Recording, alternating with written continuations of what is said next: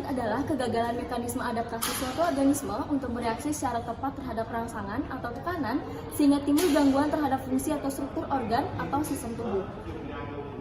Baik, berdasarkan wawancara yang kami lakukan dengan Pak Uke kemarin, jadi beliau memiliki gangguan kecemasan dan juga mempunyai riwayat hipertensi. Nah, hipertensi sendiri menurut Kementerian Kesehatan Republik Indonesia adalah peningkatan tekanan darah sistolik lebih dari 140 mmHg dan tekanan darah diastolik lebih dari 90 mmHg pada 2 kali pengukuran dengan selang waktu 5 menit dalam keadaan cukup istirahat atau tenang. Kemudian gangguan kecemasan sendiri adalah gangguan kesehatan mental yang ditandai dengan perasaan khawatir, cemas, atau takut yang cukup kuat untuk melakukan aktivitas sehingga dapat mengganggu aktivitas sehari-hari. Upaya yang dapat dilakukan oleh narasumber untuk mencegah kekambuhan dari sakitnya adalah dengan menerapkan pola pikir positif. Manfaat dari menerapkan pola pikir positif adalah 1. Membantu untuk mampu dalam menghadapi permasalahan yang dihadapi. 2. Membantu untuk fokus pada potensi yang dimiliki. Dan 3. Membantu mendapatkan solusi saat mengalami kesulitan. Di mana kami sebagai kelompok 2 IPE mewawancarai Pak Agung Oke. Nah, jika dilihat dari sisi kedokteran gigi, memang saat kami mewawancari Pak Agung Oke, Pak Agung tidak ada mengeluhkan seputar gigi dan mulutnya. Tapi pada saat kami wawancara, kami mengetahui bahwa anak perempuan dari Pak Agung Oke pernah mengalami sakit gigi, yaitu gigi paling belakang atau lumrah kita tahu namanya itu adalah gigi geraham.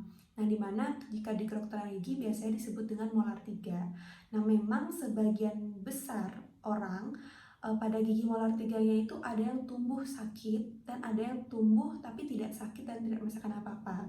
Karena memang dari saya pun sendiri dari kedokteran gigi, memang gigi M3 ini sangat banyak ya masalahnya. Karena M3 ini cenderung dia ada yang impaksi atau miring tapi belum tumbuh atau erupsi. Lalu juga ada pada saat erupsi itu memang miring. Jadi hal itu yang menyebabkan gigi M3 ini sering sekali sakit dan dikeluhkan oleh pasien atau masyarakat umumnya. Di sini saya sangat mengapresiasi pada keluarga Pak Agung Oke, karena pada saat anak perempuannya sakit gigi, Pak Agung Oke langsung menanganinya dengan pergi membawa ke dokter gigi dan langsung di ronsen. Nah, di mana tindakan dari ronsen ini sangat diperlukan dan sangat penting untuk melihat dari tumbuh kembang molar 3 tersebut agar nantinya bisa dicegah sebelum erupsi. Nah, di sini dari sisi gigi dan mulut memang untuk hal kesehatan Pak Agung Oke dan keluarga Pak Agung Oke memang menomorsatukan kesehatan. Jadi sedikit saja ada penyakit atau keluhan itu langsung dibawa berobat. Jadi di sini saya sebagai sisi di bidang kedokteran gigi sangat apresiasi dari Pak Agung Oke dan keluarganya yang sangat cekatan dan sangat memersatukan kesehatannya. Beberapa intervensi yang kami berikan kepada narasumber selaku keluarga binaan kami khususnya dari sisi kedokteran antara lain yang pertama kami memberikan edukasi terkait dengan pengertian terkait dengan sakit yang diderita dan juga bagaimana dampaknya terhadap tubuh. Selain daripada itu, kami juga memberikan edukasi terkait dengan upaya-upaya pencegahan dari kekambuhan, dari sakit, dan juga upaya pencegahan untuk terjadinya komplikasi lebih lanjut. Baik, yang selanjutnya itu saran dan solusi yang dapat diberikan dari sisi prodi kesehatan masyarakat, yaitu edukasi tentang pengendalian dan pencegahan penyakit yang dialami oleh keluarga Pak Uke. Untuk pengendalian dan pencegahannya dapat dilakukan dengan melaksanakan pola hidup sehat untuk mengontrol hipertensi, kelebihan berat badan, dan juga gangguan kecemasan yang dialami oleh Pak Uke.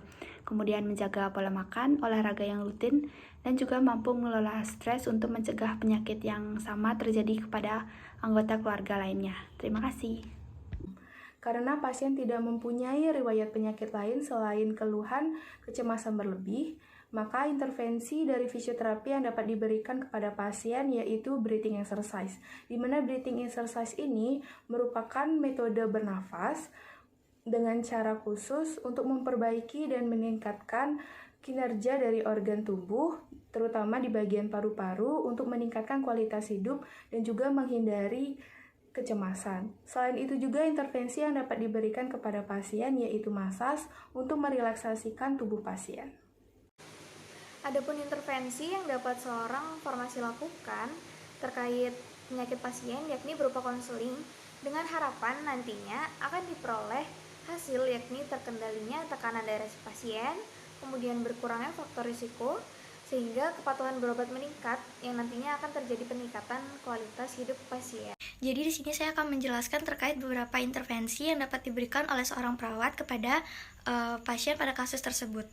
Jadi yang pertama di sini kita harus menjaga keamanan dan rasa nyaman dari pasien. Mengapa demikian? Karena supaya pada saat kita melakukan wawancara atau menanyakan beberapa pertanyaan kepada pasien, itu pasien merasakan nyaman dan aman. Jadi pasien dapat dengan bebas untuk menyatakan apa yang dirasakan dan apa yang dialami oleh pasien. Kemudian jangan lupa kita harus menjaga kerahasiaan pasien karena mungkin beberapa ada informasi yang sekiranya itu tidak boleh orang lain tahu dan hanya tenaga kesehatan yang boleh mengetahuinya. Mungkin sekian yang dapat saya sampaikan. Terima kasih.